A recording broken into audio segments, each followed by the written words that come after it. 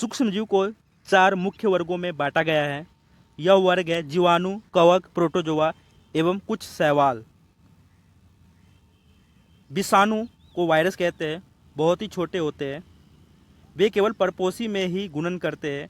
पौधों और जंतु कोशिका में गुणन करते हैं। जैसे जुकाम, इन्फ्लुएंजा एवं अधिकतर खांसी विषाणु द्वारा माने वायरस द्वारा होते हैं।